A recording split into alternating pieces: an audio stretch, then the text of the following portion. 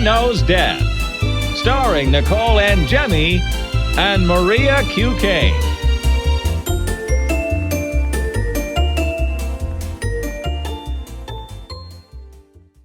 Hi, everyone. Welcome to this week's 6 Shocking Stories. Let's get into our first story.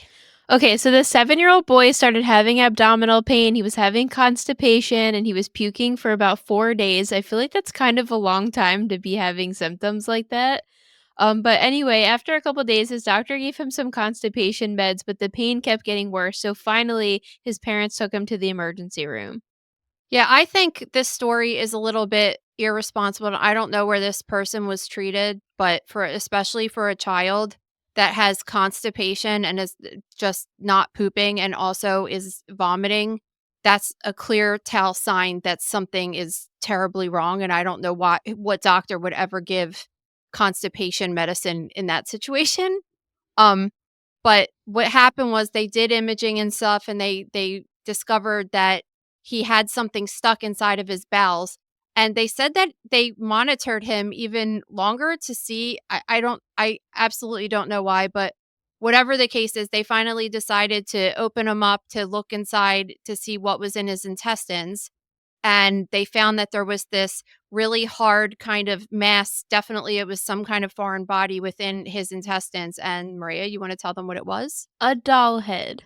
Yes, like a Barbie doll head, actually, in his little intestines. So what does he just swallow it and then whole and then it just makes its way all the way down and gets stuck Yeah, at some so point? somehow he swallowed it whole. It didn't look like it. It looked like Crazy Barbie, or what's that one called? Weird Barbie. Oh yeah. Where the hair is cut off, you know?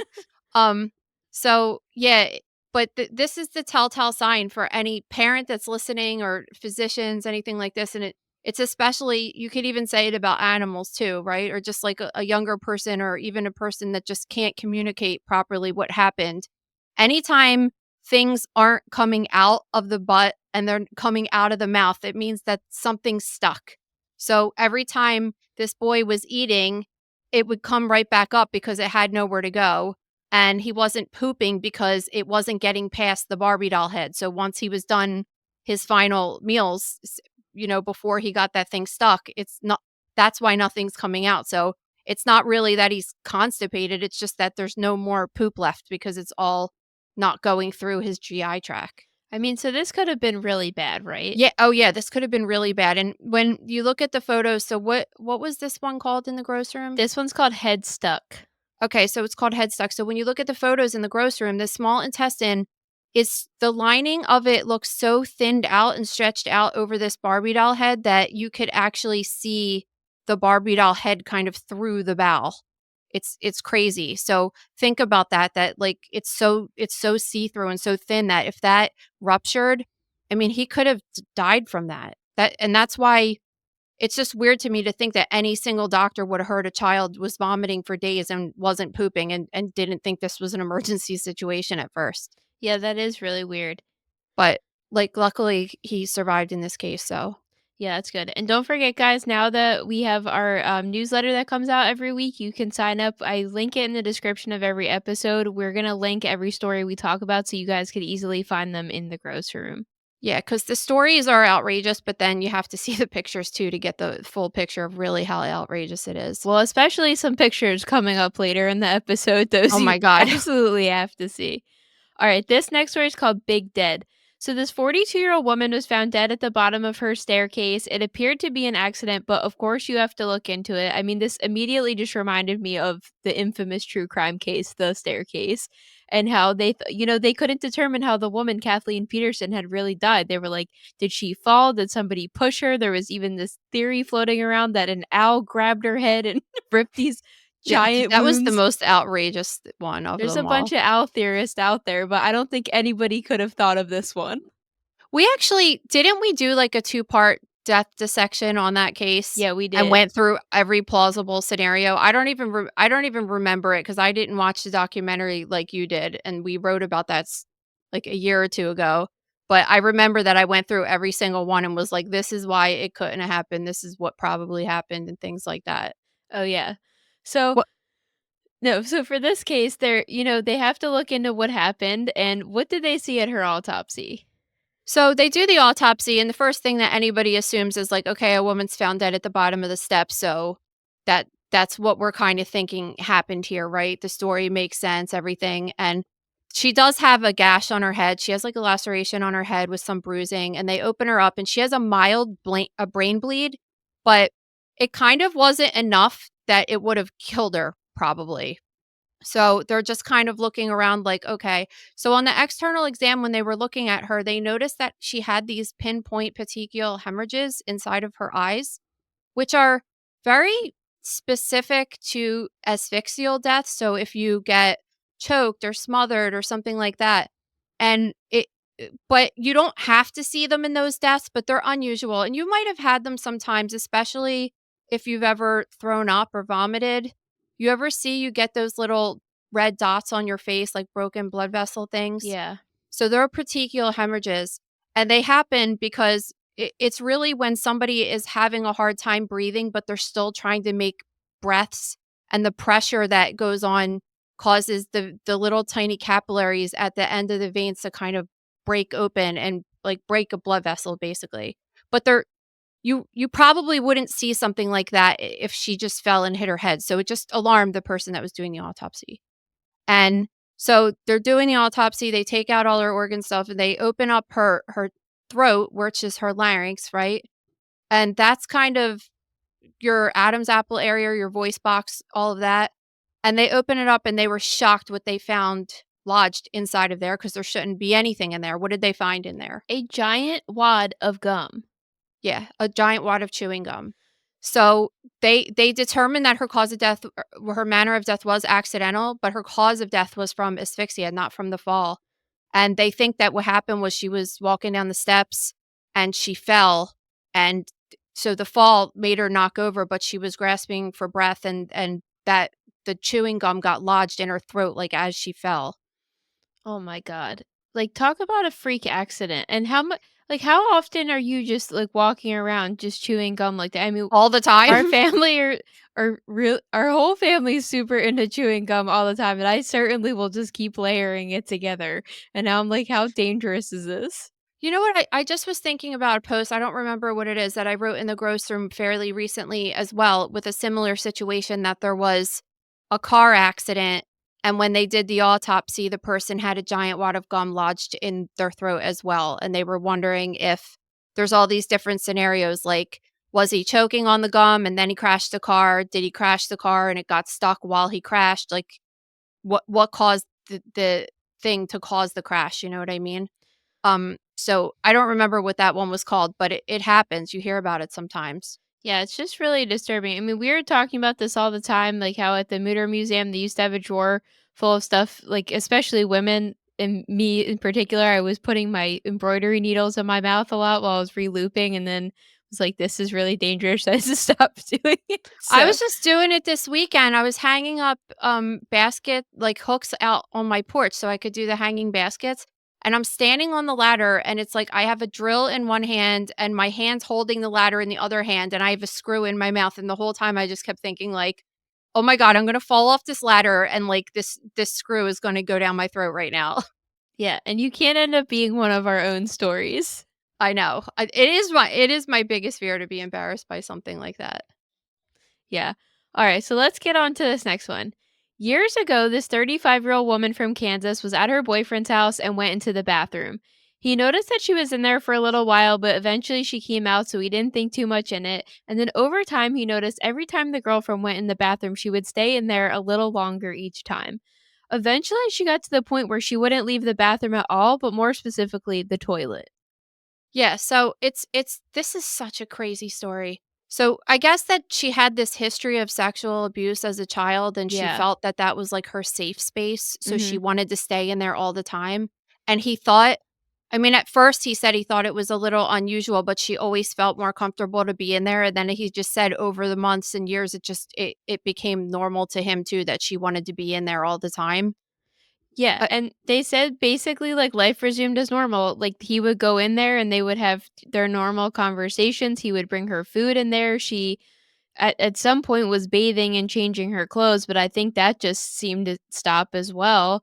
And then, it just went on so long and got so severe that eventually he had to call the police. And what did they find when they got there? Oh my god. So the paramedics showed up and she was sitting on the toilet and her legs appeared atrophy, and that's what happens if you don't use your muscles, they just become smaller and weaker. You could tell when people haven't been walking for quite some time. And they were literally not able to get her off of the toilet seat. She was stuck to the toilet seat because her skin and soft tissue started growing around the seat. I don't even like when we first read this story, it just seemed so made up to me. Like, how does that even happen? Well, if you think about this, there's a lot of cases, especially where you have people that are wearing wedding rings that are too tight for an extended period of time, 20 years and stuff, and then their skin grows over the entire wedding ring I've because it's never just heard of this. That's oh, insane. no, it is. I actually I just there's a ton of pictures of it, and I just thought, like, I never even posted any of this in the grocery room, so I'll do that this week too. But, it just looks really crazy. It looks like sometimes it looks like someone glued a rhinestone on someone's hand because the rest of it is embedded in their skin underneath, because it's from the chronic irritation, and when you're sitting on the toilet you're putting pressure on your skin and your bones of your pelvis, and you can create like pressure sores just like you would get if you were bedridden, right? And that's why it's so important, especially when people are in elder care or people that just are handicapped and not able to move and they're bedridden or they're mostly bedridden and they already can't get up by themselves. It's important that they always have somebody to make sure they're getting up because you could get really bad ulcerations and those can become infectious. I mean, just think about, like, if you have a really bloody scab and you put a bandage on or something, like, it sticks to it, right? Yeah. So it's just a combination of all of that, like, the chronic irritation from having that foreign thing stuck to your skin for such a long time. Um, and I guess if she was sitting there and just had someone bringing her meals and she could go to the bathroom right there, like, I guess it's possible. It just seems so outrageous. So the paramedics had to cut the toilet seat off and bring her to the hospital with the toilet seat still attached to her. I don't know the extent of what it really was that was sticking. Did she just have a sore that had a lot of scabs that was like dried up bloody crust stuck to it? Or was it that her skin was actually starting to grow around the foreign object? I'm not sure. It's just really sad, that she mentally is even going through this and to the point where her significant other also thinks this turns into normal behavior? So, I mean, in the articles that I've read, it seems like a lot of people were like kind of blaming the boyfriend for this happening, but I don't know. What do you think about it? I don't know because like I read something that there was questions of whether he should have criminal charges or not, and I don't necessarily agree with that. I don't know. I I I mean, he see. made the statement that she was a grown adult and she chose to do that. I guess I definitely think that they should look into it because this is a very weird situation. Yeah, I mean, and he said that he would try to talk her every day into leaving and she would say maybe tomorrow, and I mean, 2 years is a really long time for this to go on, but I think there's this fear of, this is happening in your house and you're trying to address it within your own family and not let it get out. And then it just starts getting worse and worse and worse, and you don't know what to do. And then maybe he was scared that she would be admitted to like some type of facility or something. Like, you just don't know what's going through people's heads when they don't Could take you care of stuff could you like this. imagine if you found out that that was like your next door neighbor and there was a person that was sitting glued to their toilet? Like No, I mean, I it's really so couldn't. outrageous. It's so crazy how people live sometimes. You just think that like this went on in a person's life. But can you only blame him though because nobody else in her life was like, "Where is she?" Other Some people people don't had to have I know. mean, maybe she just if she didn't go to work and stuff didn't some one of her neighbors were interviewed and said, like, they knew her when she was a child, but they haven't seen her in years? Like, it's just like everybody's checked out. Like, if you just I mean, think about this. I was thinking about this. This guy that lives behind us, right? Yeah. He used to I used to see him all the time. He had a dog and he was walking his dog around, right? And I say, "Hi, what's up?" Whatever. I haven't seen that dude in years. Like, I just assumed, "Oh, I guess he died. I don't know, he's older," right? But then, like, one of my neighbors was like, "No, I think, like, his dog died and he's just old and he doesn't walk around anymore," and I'm like, "Oh, I don't know." Like, I don't, because they live, like, behind us. I don't talk to people back there. I just used to say hi if he was walking by, you know? But, like, that's the thing, like, people, like, I'm worried about my own life over here. I'm not, like, trying to monitor all of the people in my neighborhood and what they're doing and shit, you know? Like, Well, there's quite a bit of neighborhood busybodies where I live, so I'm sure if something weird was going on, they would tell everybody about it because they well, know everybody's business. my immediate block is like that. Like, it's just Well, kind of one like, person in is one of particular. your is one of your light bulbs out or something? But, you know, that's all good because I like that actually, but as you know, all these peripheral people, you're just kinda like, you can't pay attention to what people are doing, so This whatever. also proves my point that pedophiles should go to jail or have the same charges as murderers because think about this, even though this action happened to her when she was a little kid, she clearly has lifelong damage from Oh, it. yeah, yeah, I And I mean, don't think a lot of people look at the psychological effects long term of people that go through things like that. yeah, it's terribly sad. The whole story is terribly sad. No, it really is. This episode is brought to you by The Gross Room. So most of the stories that we share on, let me say this slowly, 6 shocking stories. We totally made the worst name ever for this because it's impossible to say it straight. But we cover most of them here on this podcast. So you can go to the gross room and see all of these cases that we talk about because these stories are outrageous, but the pictures that go along with them are also outrageous. Yeah, you guys can visit thegrossroom.com for more info and to sign up for only $5.99 for the month. Okay, this next one is definitely worth looking in the gross room at the pictures because it's pretty unbelievable. It's called Permanent Boner. I don't think you're going to see where this one's going. All right. So do you want why don't you get started with this guy's history? All right, so he's a 52-year-old male. He had penile cancer, and that required an amputation of the head of his penis. So, after removing the cancer, the next phase of the treatment was having penile reconstruction. So, can you explain how that typically works? So once he got the head of his penis amputated, he actually got a little bit more than the head amputated. There was only 3 centimeters left, or about 1 inch. So he just had a little stump there. But with that stump, he has his urethra is still there, so he's still able to go to the bathroom normally, right? So what they have to do is create a penis, and sometimes they'll take tissue from either the leg or the arm, and they'll make a penis out of that, and then they'll reattach it to his penile stump, and they have to let that heal for about a year before they put in a penile implant, which would give him the ability to have erections and have sex again. And obviously, like, you've already been through a lot of trauma. You had diagnosed with cancer is terrible. Having to get your penis cut off is terrible. You know, sometimes you were in a relationship with somebody, and so it's terrible for them too. So just to have to wait all that time in between surgeries can be a lot for a person. So they decided that they were going to take an extreme measure to try to shorten the time of this procedure. So tell them what they did. So, they decided they were going to amputate his middle finger and use that to create a new penis for him. Yeah. So this guy seriously got his middle finger amputated off his hand on his non dominant hand, by the way. And they were able to take skin from that finger and make a fake urethra. And then they were able to take skin from his arm, which is called a radial flap. It's like right from your forearm there.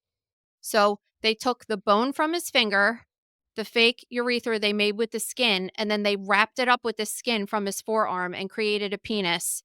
They attached it to his penile stump, and you will not believe within 12 days, he was urinating out of this stump, and within a month, he was having sex with it. I mean, that's absolutely crazy. I mean, I think this is really innovative, right? I mean, could this work for everybody or no? Or you have to be Yeah, willing to lose I your don't I finger? don't know because I was thinking, "God, I've never heard this," and then I saw that they followed him for 10 years. And he had no complications, and it's really crazy because they did an X-ray and he has a bone in his penis, multiple bones from his finger. It looks like there's a finger in his penis, which a normal human doesn't have bones in their penis. So, it seemed, I mean, listen, like, cutting off your finger is pretty extreme.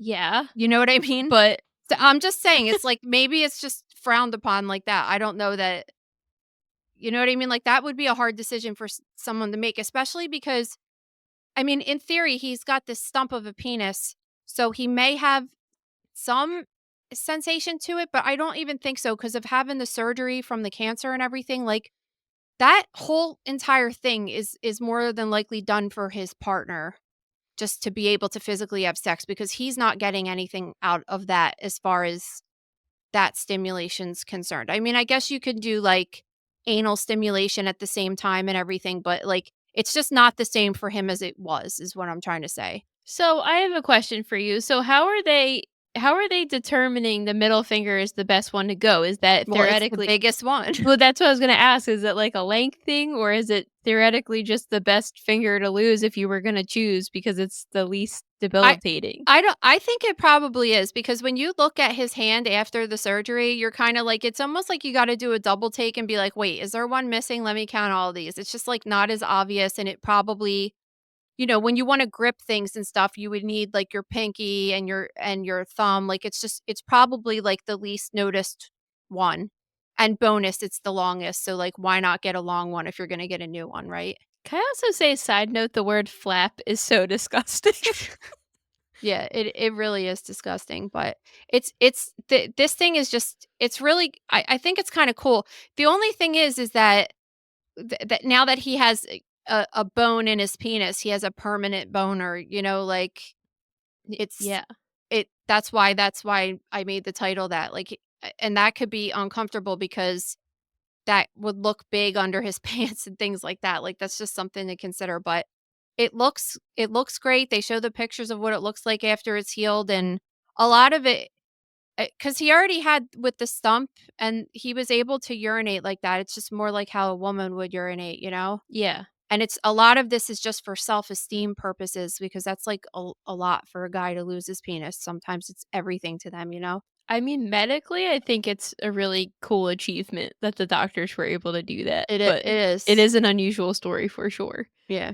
Alright, this next one is called A Fish Out of Water.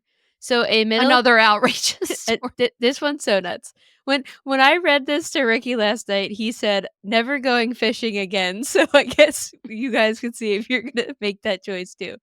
A middle-aged man was out fishing one day, totally normal activity for most middle-aged men, I'd say. So as he starts reeling in this fish he caught, it jumped off the hook and went right in his mouth. He started freaking out so bad trying to get it out, but somehow the fish made its way down his throat. Yeah, the fish was trying to swim away as fast as it can down his throat, and it was pretty successful. And I mean, think about this. Like, he was freaking out and trying to pull it out of his mouth, but a fish is like slimy and wiggly, and like, the fish don't want to be there either. It's not like this is a mutual agreement. The fish doesn't want to be there. The guy doesn't want the fish there. Fish are hard to grab with your bare Yeah, hands. and he They're couldn't get it, and the thing just was trying to get further away from him and just kept, like, squeezing itself down the hole, which is known to be his esophagus, because so when he got crazy. it's so crazy, because when he got to the hospital, the doctors said they heard, like, flapping when the guy opened his mouth. They heard the fish, like, moving inside of his throat, but when they looked in his mouth and his throat, they couldn't see the fish at all. So it was that far down that they couldn't see it, just doing a normal, like, oh, stick out your tongue and look. Like, that's insane, right? Yeah. So then they're going down his throat trying to grab this fish out by its tail, but then pieces of it start breaking off. Like, how Yeah. horrible is So the this? fish is still alive this whole time, and they put a scope down there to get further down, and they got forceps and were trying to pull it out. But the fish was, like, lodged in there, and they were pulling pieces of its tail out while the thing was still alive and like flailing all over the place, right? Yeah. So then obviously because they're like ripping parts of its body off, it eventually dies in his throat. This is like absolute nightmare situation. Yeah. So so when they were like, "We can't get it out," they did an X-ray. I don't even know why. They just did an X-ray and they show, "Oh, here's the fish's vertebral column in the picture." And you're like, "Yeah, I think we all know the fish is there, right?" This is not a shock. But they said that they noticed that there was air surrounding the esophagus, which means that there's possibly like a hole, which is a huge problem. They said they couldn't really handle that situation at that hospital, so they transferred him. And when they transferred him to another hospital, and the same exact thing happened. They were like trying to pull it out, and they couldn't get it out. So finally, they were like, "Okay, we need to do surgery and take this thing out." And when they examined him and they found this thing that was lodged in his larynx and his esophagus, it was the lining was all torn up because of the sharpness of the fins of the fish, like, it wedged itself in there and the fins, like, cut itself along the way, and it was, like, kind of stuck and embedded in the lining of his esophagus and, larynx.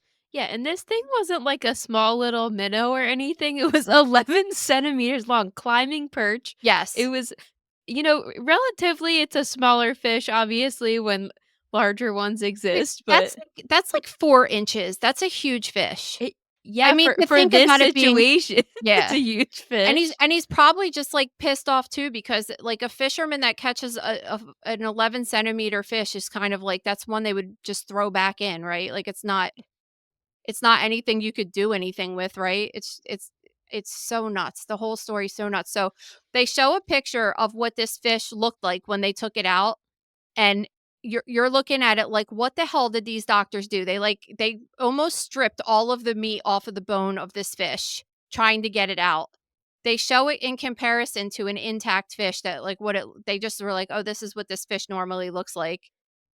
And listen, the guy was pretty fine, like, he had a little tear in his esophagus, he stayed in the hospital for a week, and it healed, and he was released, and physically, he was fine. How was he breathing, like, during this whole Well, thing? he wasn't, and that's why they were really trying to get it out because they heard at first that he was seemed like he was breathing kind of okay, but the further down the thing was getting, it was like they were getting concerned that he was going to die, but it was in his esophagus, not in his trachea, right? Yeah. So the larynx kind of is this central thing in your neck that splits. So, when you eat, the food goes down the esophagus and the air goes down the trachea.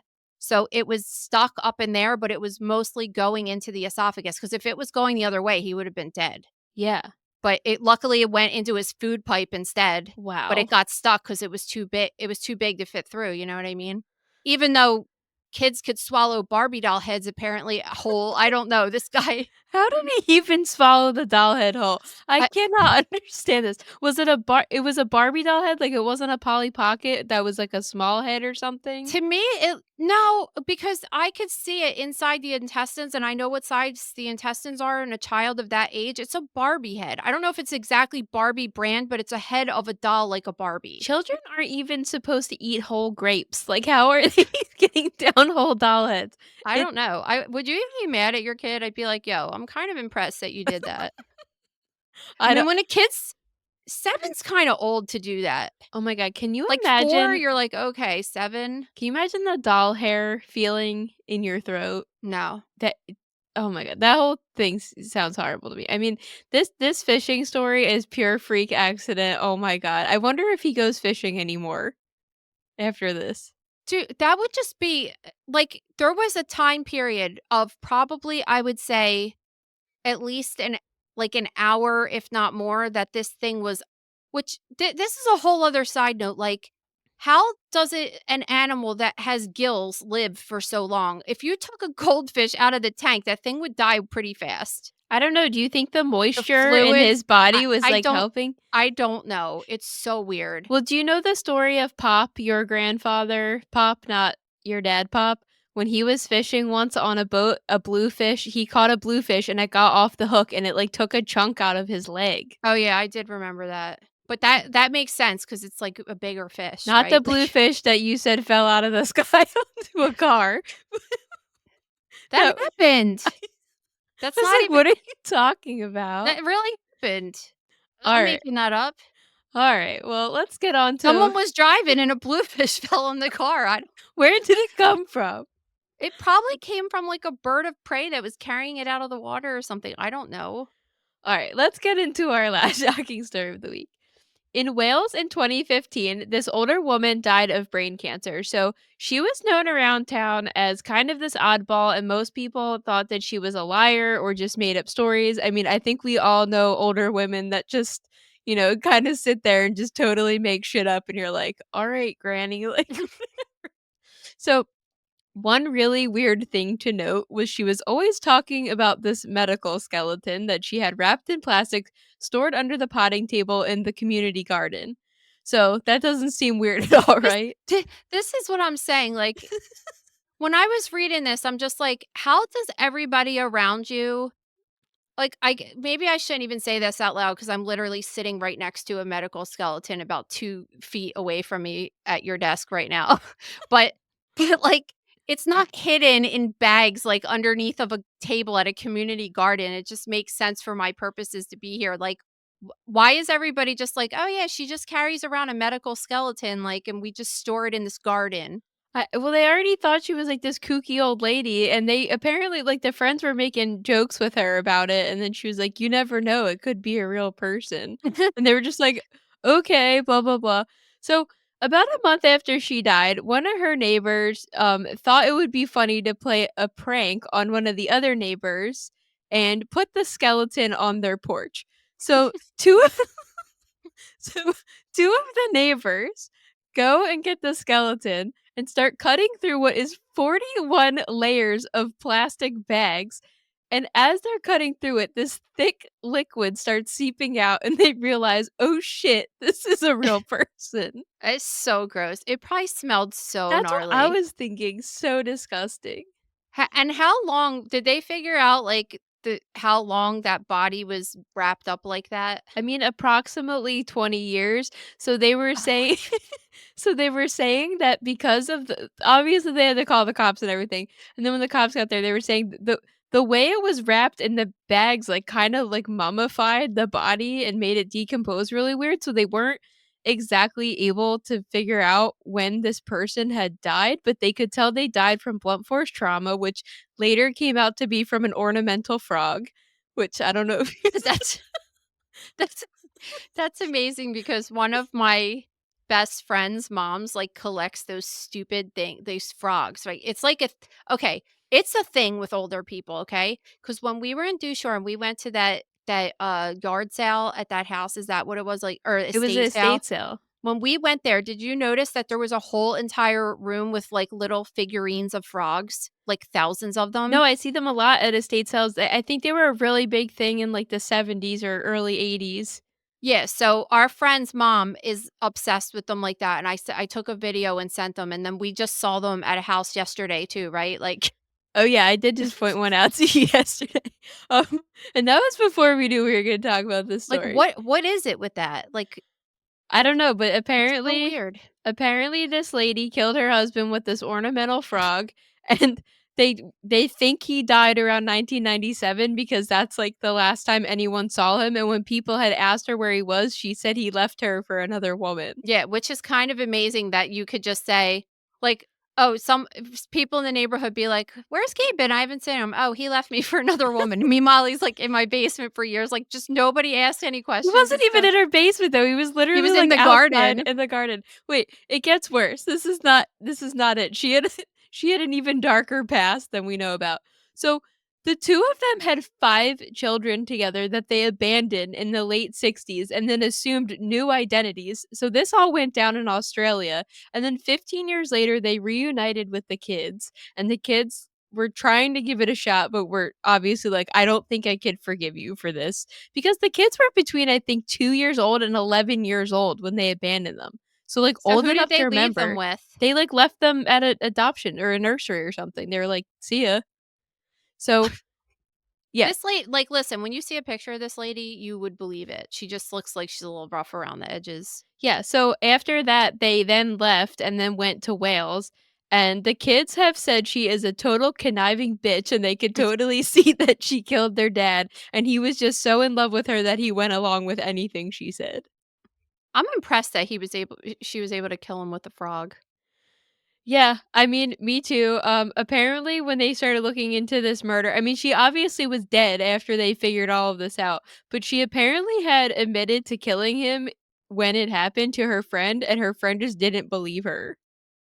It's interesting because the way that the body was preserved, and I'm not sure that I'm not sure what she was doing, if she was intentionally trying to make him skeletonized or whatever. Like, it's just interesting because it was so wrapped up, there was no way for there to be any kind of insect activity, and like, yeah, eventually all the tissues would mummify if it was all sealed up and there was no air around and stuff. It's just kind of like really interesting. See, I can't really let go of this lady just having a medical skeleton, even if it was a Halloween skeleton in the garden. Nobody's like, "What the fuck is up with this thing?"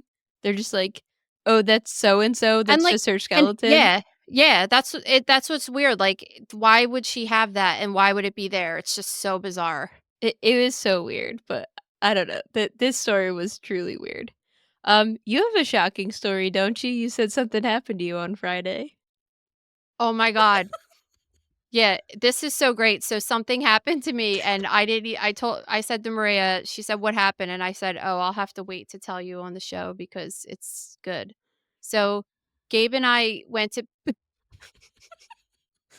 Gabe and I went to pick up the kids from school, and he has a black pickup truck, and I got out, and then I got Lucia, and then I was walking towards the car, and another mom stopped me, and I was talking, and I was, like, bent over for, like, 5 minutes, like, looking in her car, and then I got up and then went to the car that was parked right next to her car, which was a black pickup truck, and I opened the door, and there's, like, a dog sitting on the front seat, like a Yorkie, and I was like, "What the fuck?" And then I was like, "Oh my god, I got in the wrong car again." And Gabe was parked right in front.